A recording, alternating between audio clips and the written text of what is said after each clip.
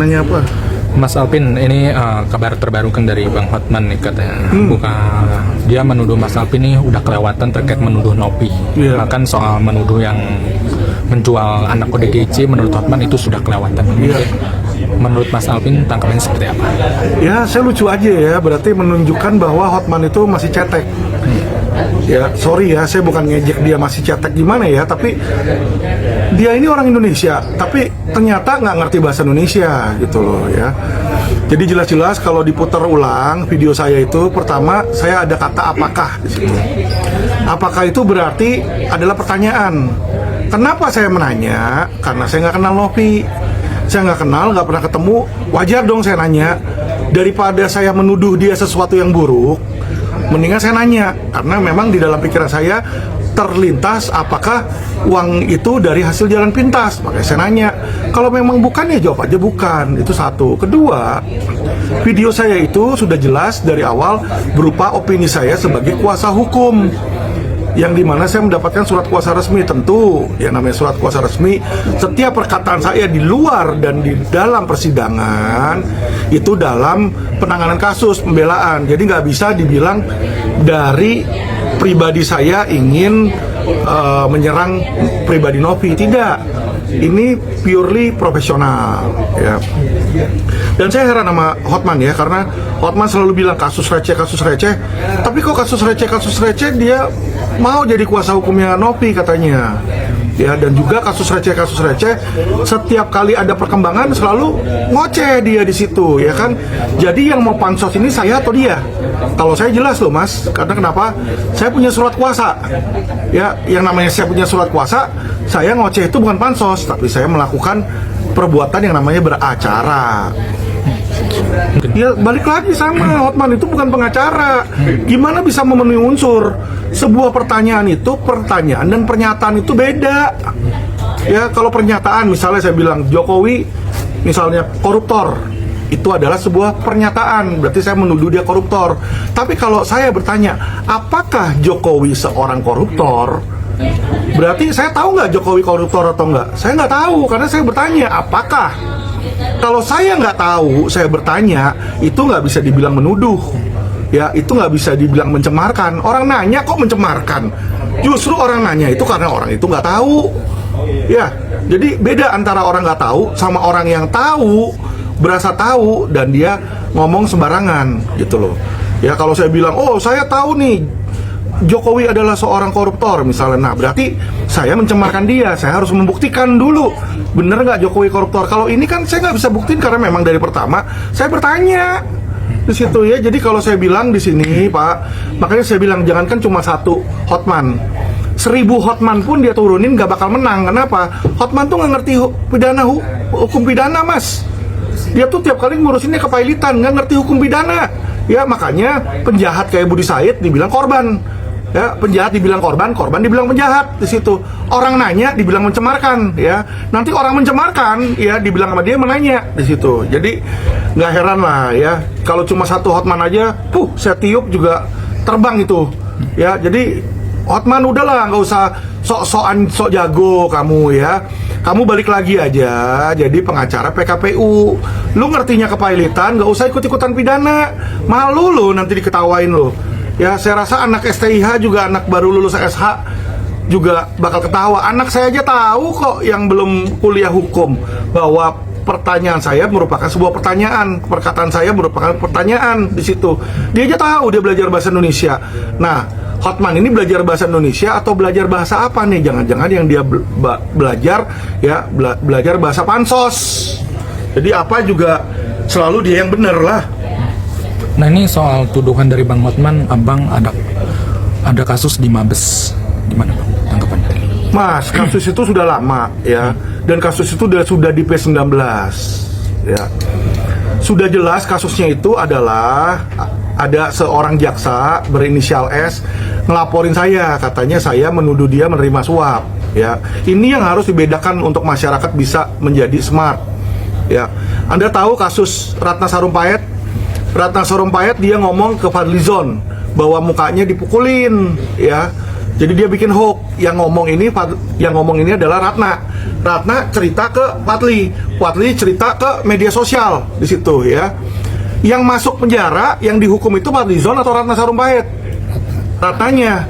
Ya, saya punya rekaman ya, di mana klien saya ya dimintain langsung diperes sama seseorang bernama Hadi, dimintain duit, bukti transfernya ada. Katanya uang itu untuk si jaksa, untuk pinjem pakai ya, untuk pinjem pakai untuk dikasih ke jaksa. Saya ada rekamannya. Jadi yang ngomong orang itu. Saya hanya menirukan, menjelaskan, menerangkan, mengulangi apa yang dia ngomong. Masa saya yang mengulangi, saya yang ditangkap terus orangnya itu kagak diperiksa? Ya kan, saya udah ada rekamannya, saya udah kasih ke polisi. Dan saya ada buktinya, saksinya juga, saksi kuncinya klien saya, yaitu Pio Ruci, yang saat itu belum menikah sama saya. Ya kan, coba dong diperiksa dong orang-orangnya. Ya kalau memang saya mendengar dari orang lain, yang ngomong itulah yang harus yang dituntut, karena dia yang nyebarin hoax, bukan saya yang nyebarin di situ. Ya, jadi yang nyebarin itulah yang membikin pertama kali. Karena kenapa? Karena klien saya itulah yang menjadi korban, dialah yang keluar duit. Normal saya sebagai pembelaan saya bertanya, dan saya juga menyurati kejaksaan, menanyakan kepada kejaksaan bener nggak dia ngambil uang suap itu, ya toh? Karena kenapa? Karena saya menanyakan, karena tidak pernah ada jawaban dari kejaksaan. Jadi harus dibedakan antara bentuk pembelaan dengan tuduhan pencemaran. Ya, ini kelihatan banget bahwa netizen tidak mengerti. Ya, kejaksaan pun udah ngerti. Kejaksaan sudah mengirimkan P19, Mas. Judul P19-nya tidak memenuhi unsur. Ngerti ya? Jadi kalau yang namanya tidak memenuhi unsur, terus Hotman mau teriak-teriak langsung jadi memenuhi unsur gitu. Emang Hotman apa? Dewa apa? Ya, dewa apa yang perutnya bodong begitu? Kagak ada di situ. Bukan dewa itu dia, ya. Kudus mungkin, kalau dewa enggak lah. Saya nggak yakin itu ya. Dia mengatakan kalau abang pernah dipenjara karena kasus KTP palsu, dan bahkan mengenai 9 naga itu katanya semua pengacaranya dari Bang Hotman. Gimana bang tanggapan? Itu sudah pasti nggak benar. Kenapa? Kalau dia bilang mengenai KTP palsu, ya, yang bikin KTP palsu itu berdasarkan fakta persidangan sudah jelas. Yang bikin adalah si Melisa di situ ya. Dia yang bikin. Saya dibilang ikut serta mendapatkan uang dari hasil klaim. Yang namanya saya lawyer, saya belain orang, kita nggak pernah ngecek KTP-nya palsu apa enggak. Ya, saya ada 200 klien tiap bulan datang kasih kuasa. Emangnya satu persatu saya harus ke Disdukcapil masing-masing tanya ini KTP-nya asli atau palsu? Ya tidak. Di situ.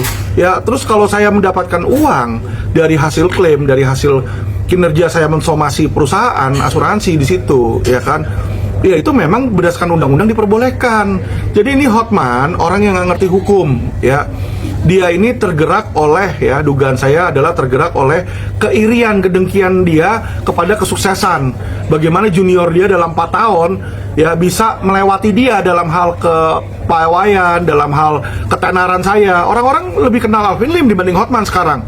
Karena kalau abang lihat di Google ya, setiap hari itu ada berita Alvin Lim. Ya, nggak ada berita Hotman di situ, jadi dia mungkin iri di situ lah. Ya, jadi saya maklum lah kalau memang dia mau pansos, nanti dia bisa lah bicara ke saya. Terus mengenai dia lawyer dari semua 9 naga, nggak mungkin. Kenapa saya bilang nggak mungkin? Ini ada salah satu contoh ya, buranan Interpol yang baru ditangkap. Ya, dia juga salah satu 9 naga. Ngasih kuasanya ke saya tuh, bukan ke Hotman. Ya, jadi Hotman bilang dia kuasa dari semua 9 naga, kagak. Saya tahu kepala 9 naga, contohnya Pak Agwan, ya kan, itu kepalanya, lawyernya bukan dia, tapi lawyernya Muanas Alaidit di situ ya. Jadi nggak usah ngaku-ngaku lah seolah-olah dia lawyer dari 9 naga. Kalau lawyer 9 cacing ya saya percaya. Nggak selalu seperti itu ya. Jadi kalau kita lihat kayak polisi, aparat penegak hukum itu mempunyai netralitas Pak, dan imunitas ya. Contohnya ya, Bapak polisi itu hampir setiap hari di kantor polisi selalu melakukan press release. Orang yang press release itu belum terbukti bersalah, masih presumption of innocent. Jadi walaupun dia sudah ditangkap sama polisi, di press release itu belum terbukti bersalah karena belum disidangkan, ya kan? Tapi polisi udah bilang si A ini mencuri kendaraan bermotor. Boleh nggak dia ngomong? Boleh. Karena kenapa? Tugas dia sedang memproses hal yang sama. tugas saya sedang memproses ya perlawanan hukum antara Agus dengan Novi. Jadi otomatis kalau saya mencurigai atau menuduh Novi hal-hal yang menurut saya negatif, itu adalah normal. Itu merupakan bagian dari pembelaan dan bagian dari pendampingan saya terhadap klien saya. Dan di dalam pendampingan apapun itu tidak boleh dikriminalisasi. Situ. Itu udah sangat jelas kok. Ya makanya Pak Kapolri pun, Pak Listio Sigit, Pak Kabarskrim tahu. Makanya sampai sekarang nggak diproses itu bukannya karena saya sakit, bukan karena saya sakit, tapi karena sudah ada P19 dari kejaksaan ya yang menyatakan bahwa tidak memenuhi unsur, dan dibilang saya menghina kejaksaan itu melanggar SARA. Ya sudah ada revisi dari Undang-Undang ITE. SARA itu kejaksaan atau institusi tidak termasuk dalam SARA. Institusi bukan SARA. Jadi Hotman Paris, sekolah lagi lah Anda, sekolah hukum. Malu lu ngomong-ngomong sembarangan kayak begitu yang gak ngerti hukum ya. Oke Hotman, sekolah lagi Hotman ya. Bang, disebut pengacara asal ngomong doang dan cari kasus viral di media-media, itu gimana tanggapannya? Pertama, kalau dibilang asal ngomong doang, kagak asal ngomong. Semua ngomongan saya berdasarkan dasar hukum, Mas. Seperti yang saya bilang tadi, ya kan. SARA, contoh. SARA itu sudah direvisi. Ya, jadi institusi itu kalau Anda lihat di penjelasannya dan SKB 3 Menteri, bukanlah SARA. Jadi saya nggak asal ngomong. Saya ngomong berdasarkan hukum. Kedua, kalau dibilang saya mencari kasus-kasus yang pansos, salah. Untuk meluruskan, saya diminta oleh Bang Farhad untuk ikut. Bukan saya yang meminta Agus. Ya, beda loh. Kalau saya yang datang bilang, masukin saya dong jadi kuasa hukum, ini kagak. Ini Bang Farhad yang merupakan senior saya, dia bilang, Pak Alvin, bagaimana kalau Bapak ikut bantu saya di dalam kasus ini? Ya, jadi saya diajak, Mas. Bukan sayanya yang mau, ya. Jadi itu loh, harap digarisbawahi ya. Saya nggak pernah minta-minta kasus kita di LQ banyak kok. Beda sama Hotman yang selalu mau pansos. Setiap kali ada apa yang viral, dia pasti ikut campur, ikut bicara ya kan. Kemarin yang tangan buntung juga dia ikut bicara. Apa juga dia ikut bicara ya kan di situ. Dia udah lebih baik udah bukan jadi lawyer tapi jadi tukang gosip aja, tukang nyinyir. Karena setiap kali ada apa-apa dia gosipin, terutama tentang saya. Dia nyinyir tuh di IG-nya dia, kontennya saya semua. Padahal dia siapa? Apakah dia kuasa hukum saya? Bukan. Apakah kuasa hukum dari kejaksaan untuk serang saya? Juga bukan. Ya kan, terus apa gunanya lu nyinyirin orang kan? Berarti kan bukan lawyer dia. Kasus-kasusnya dia selalu kasus itu. Paling besar tentu dipegang LQ Law Firm lah, Bas. Yaitu adalah kasus Indosuria 100,6 triliun. Coba kasusnya paling gede berapa triliun? Ya kan, ini 106 triliun. Abang tahu Indosuria, dan itu jaksa yang ngomong 106 triliun. Anda lihat Indosuria. Laporan polisi siapa yang nangkap Indosuria? Hotman? Bukan. Laporan polisi Alvin Lim dari LQ Indonesia Law Firm. Pelapornya adalah Alvin Lim. Ya, jadi kalau dia bilang kasus dia lebih bermutu, nggak mungkin. Kasus saya paling gede Indosuria 106 triliun, itu baru satu perusahaan. Ya, Fahrenheit berapa triliun? Ya, Net 89 berapa belas triliun? Kresna 17 triliun. Itu kalau di total, Mas. Kasus saya yang investasi bodong aja ada 2000 triliun. Ya, dan saya yakin seumur hidupnya Hotman juga dia nggak pernah nanganin kasus 2000 triliun. Ya, berani taruhan. Nah, dia tidak akan menutup kemungkinan untuk menjadi kuasa hukum Nopi nantinya. Gimana, Bang? Oh, silakan. Saya sudah bilang, jangankan satu Hotman, 1000 Hotman lu kumpulin dari Sabang sampai Merauke. Ya, Hotman Paris, Hotman London, Hotman Prancis, ya, Hotman Lenteng Agung, lu kumpulin semua tuh Hotman di situ ya. 1000 Hotman sekaligus nggak akan menang. Karena kenapa? Lu kagak ngerti hukum pidana. Aduh, ya lu boleh jadi dokter, tapi kalau orang sakit jantung terus lu dokternya dokter kelamin, apa urusannya? Apa keberani orang dokter jantung dibedah jantungnya sama dokter kelamin ya? Jadi hal yang sama, Hotman itu pengacara pilot ya. Kalau orang bangkrut atau mau dibangkrutin ke dia dah di situ ya. Dia memang tukang bikin bangkrut perusahaan itu ya. Nah, tapi kalau pidana ke Alvin Lim, karena pidana selama ini Alvin Lim yang paling jago, semua orang juga tahu itu ya. Judi online aja 4 orang saya bebasin tanpa duit kok. Udah jelas di situ ya, ilmu saya dalam bidang pidana itu tidak diragukan lagi. Dan hanya LQ Indonesia Law Firm yang selama ini mendapatkan ganti rugi dari investasi bodong. Coba dia nanganin dulu, misalnya apa investasi bodong yang zaman dulu, kayak Cipaganti, ada yang dapat nggak duitnya? Yang dia urus kagak ada, ya. Cuma Alvin Lim doang tuh, Fahrenheit dapat, nanti DNA sebentar lagi udah mau dibayar, ya. Indosuria udah dapat 2,7 triliun barang sitaan. Satu yang berprestasi dalam bidang pidana hanya Alvin Lim dari LQ Indonesia Law Firm, ya. Hotman Paris tidak pernah dan tidak bisa menang dalam hal pidana. Sudah jelas itu, dia nanganin Teddy Minasa. Lepas nggak? Kagak lepas. Seumur hidup bos di situ, ya. Jadi kalau lu kasih pidana ke Hotman, udah pasti kalah punya. Lu lihat nanti ya, mark my word nih, lu perhatikan kata-kata gua nih. Nanti Budi Said lepas nggak? Budi Said kan dia bilang korban kan, kita lihat menang nggak Hotman nanti ya. Kita lihat aja. Nah, kalau lu menang, lu boleh bilang kasus lu berkualitas dan lu berkualitas. Kalau kalah, lu masuk aja yang kubur lah, percuma. Lu nanganin klien kalau kalah, toh? Bang, ini kan dia juga sangat menyarankan abangnya harusnya dilapor polisi terkait pernyataan yang di YouTube itu ke Badan OP yang terkait germo segala macam lah, bisa dibilang gitu ya bang. Mungkin tanggapan abang seperti apa? Silakan lapor, katanya Senin mau lapor. Saya justru tunggu laporannya, ya kan? Nggak usah takut sama laporan polisi. Kalau saya nggak merasa salah, kenapa mesti saya takut? Saya nanya kok sejak kapan orang nanya itu dibilang mencemarkan?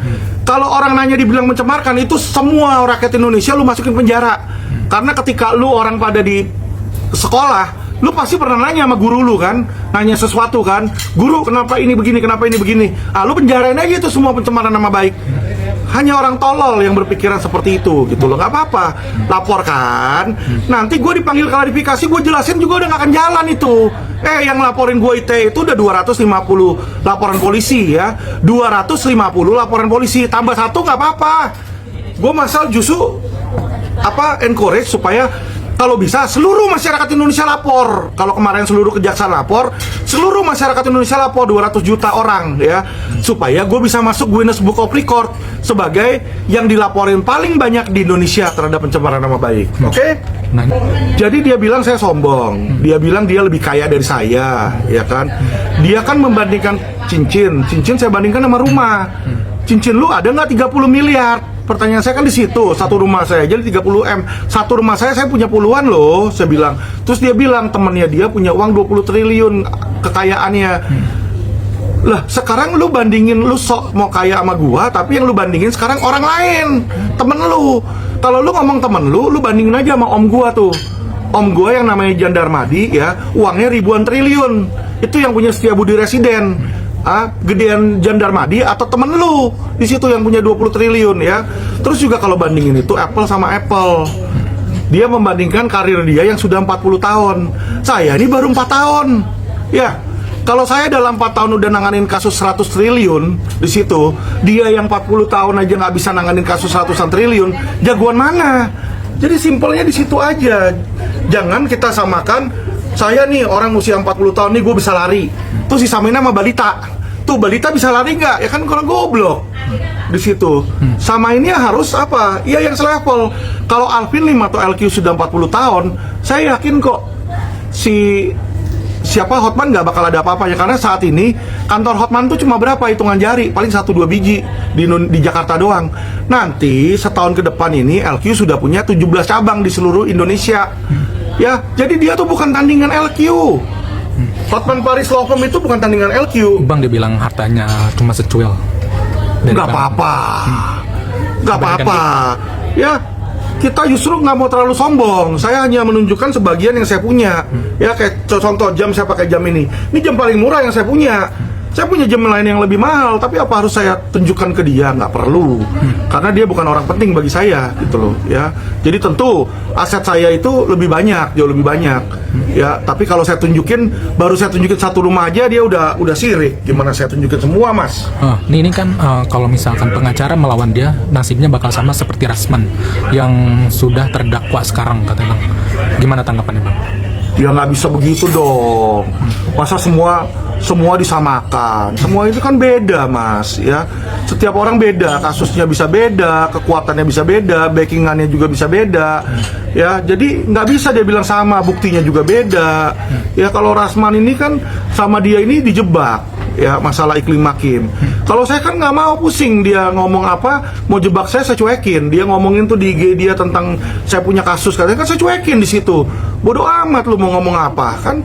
Kalau Rasman selalu nyautin. Kalau saya nggak, Mas. Kalau saya nggak ditanya, saya diem aja, biarin aja. Oke Bang, disebut bukan pengacara berkualitas, gimana Bang tadi, mungkin sedikit tanggapan? Yang menentukan kan bukan dia, Mas. Yang menentukan saya berkualitas atau enggak kan klien saya. Ya, bagaimana seseorang bisa menentukan saya berkualitas atau enggak kalau dia nggak pernah memberikan kuasa? Lu kasih kuasa ke gua jalanin tugas gua, baru lu nilai. Bener nggak, Mas?